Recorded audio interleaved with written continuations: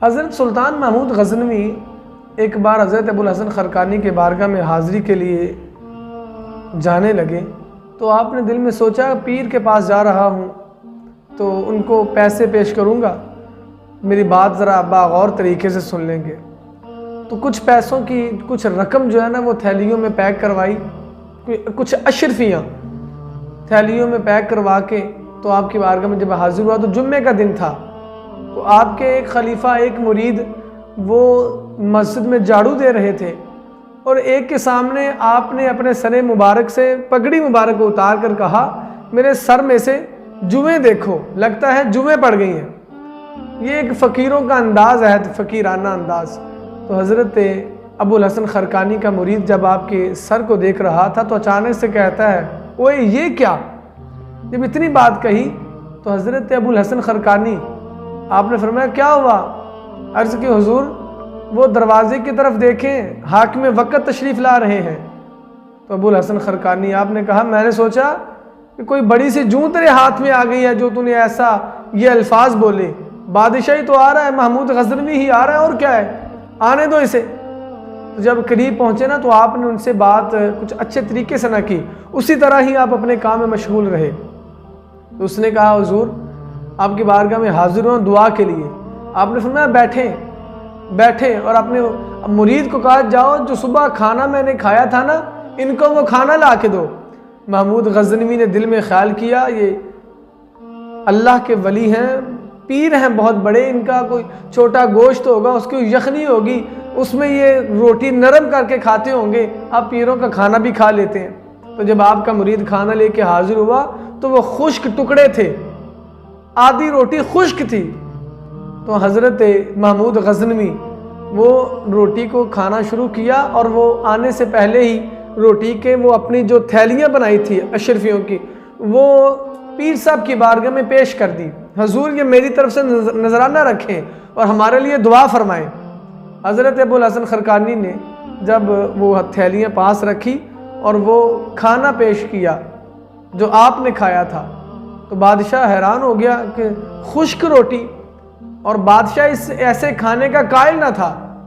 جب اس نے خشک روٹی کھائی نہ توڑ کے تو وہ حلق میں جا کے رک گئی، حلق سے نیچے نہ اتری۔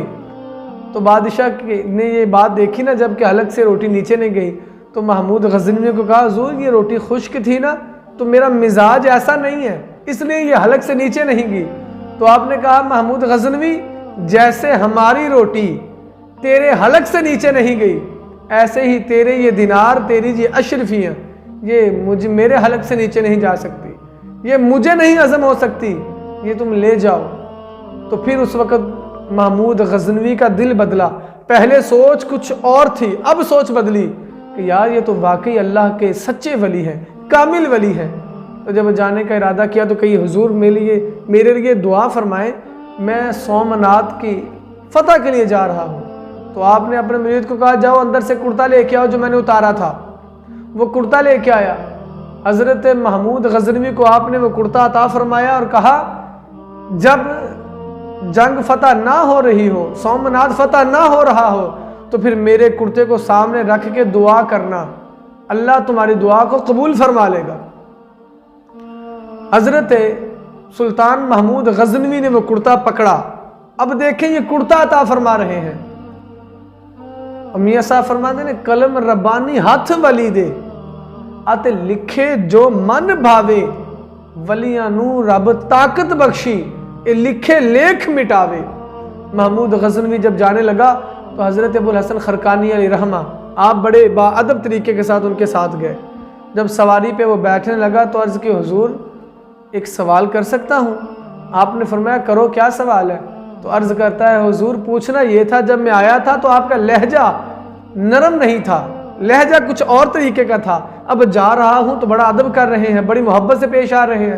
تو سلطان محمود غزنوی آپ کے اس سوال پر حضرت ابوالحسن خرقانی مسکرائے اور کہا جب تو آیا تھا تو تیرے دل میں بھی کچھ اور تھا، اب تیرے دل میں آیا ہے کہ یار یہ واقعی اللہ کا بزرگ ہے، اللہ کا ولی ہے، اب تیرے دل میں آیا ہے۔ تو اس لیے جو اللہ کے ولی ہوتے ہیں وہ دل کی بات کو سمجھ لیتے ہیں لیکن بات نہیں کرتے، خاموش رہتے ہیں، کیونکہ جڑے محرم راز حقیقت دے جڑے محرم راز حقیقت دے او راز حقیقت کھول دے نہیں، جنہ ویکھیا نہیں او کرن گلاں، جنہ ویکھ لیا او تے بول دے ہی نہیں۔